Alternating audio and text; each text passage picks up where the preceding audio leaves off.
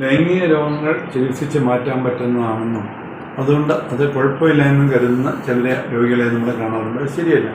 പുരുഷന്മാർക്കുണ്ടാകുന്ന ലൈംഗിക രോഗങ്ങൾ ഇതാണ് എപ്പിഡാഡിമൈറ്റിസ് ഉണ്ടാക്കും.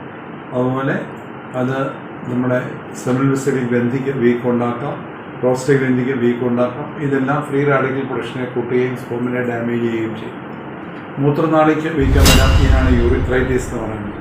ഇങ്ങനെയൊക്കെ വരുന്ന കെമിക്കലുകൾ തീർച്ചയായിട്ടും സ്പോമിനെ ഡാമേജ് ചെയ്യും. DNA ഫ്രാഗ്മെന്റേഷൻ കൂടിയെന്ന് വരും. അവർക്ക് ഉദ്ധാരണ പ്രശ്നവും കൂടാം. അപ്പം ലൈംഗിക രോഗങ്ങൾ വളരെ ദോഷകരമായിട്ട് ബീജാണുക്കളുടെ എണ്ണത്തെയും നിലവാരത്തെയും അഫക്റ്റ് ചെയ്യാം. നമ്മൾ വ്യക്തമായിട്ട് പഠിക്കണം. ലൈംഗിക രോഗങ്ങൾ ചികിത്സിച്ച് മാറ്റാം. അതുകൊണ്ട് അത് പ്രത്യുൽപാദന ശേഷി അഫക്റ്റ് ചെയ്യത്തില്ല എന്ന് കരുതുന്നത് തെറ്റാണ്. അത് ബീജാണുക്കളുടെ എണ്ണത്തെയും അതിൻ്റെ മോർഫോളജിയെയും അതിൻ്റെ പ്രവർത്തനക്ഷമതയും അണ്ടവുമായിട്ട് യോജിക്കാനുള്ള ഫെർട്ടിലൈസേഷൻ പൊട്ടൻഷ്യലിനെയും വളരെ മോശമായിട്ട് അഫക്റ്റ് ചെയ്യുക.